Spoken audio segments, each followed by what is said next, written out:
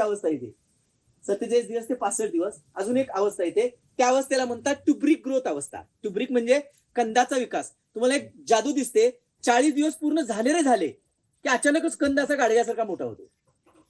त्याच्या आधी अजिबातच दिसत नसते, पण 40 ते 50 ते 20 दिवसामध्ये असा दिसतो. आणि साधारणतः आपलं संत्रा असतं किंवा तुमच्याकडे डाळिंब असतं या आकाराचा होतो. समजतंय? हा, या आकाराचा होतो. आणि ज्या शेतकऱ्याला हा आकार मोठा करता आला, धरून मोठा करायचा नाही, ज्या शेतकऱ्याला, नंतर झाड धरून बसशीला 2-2 तास, ज्या शेतकऱ्याला हा आकार मोठा करता आला त्या शेतकऱ्याला फण्या चांगल्या मिळतात. आता हे कशा का अवलंबून आहे? कारण ज्याचा ट्युब्रिक ग्रोथ चांगली झाली त्याच्या आतले रिंग्स वाढतात. जेवढा मोठा ट्युबर तेवढ्या रिंग जादा, जेवढ्या रिंग जादा तेवढी पानं जादा, कारण एक रिंग गोल फिरून पान बनतं. समजते? जेवढी पानं जादा, 2 पानाच्या मध्ये तेवढ्या फण्या जादा. आता हे ठरतं कुठे?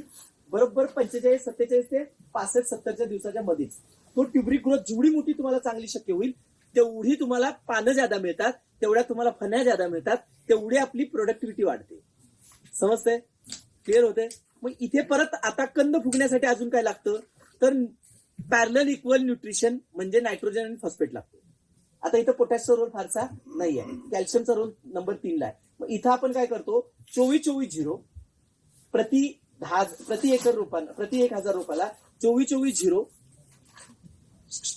24-24-0 प्रति 1000 रोपाला 10 किलो, त्याच्याबरोबर 1 किलो फॉस्फरिक ऍसिड, परत 2 kilo ammonium sulphate, 1 kilo magnesium sulphate. आणि इथे न चुकता आपण आता इथं एक चीज आणि एक ऍड करतो की आता जरी फॉस्फरिक ऍसिड असलं तरी इथं चिलेटेड झिंक 100 ग्रॅम 100 ग्रॅम हे 10 दिवसानं परत 2 वेळा द्यायचं.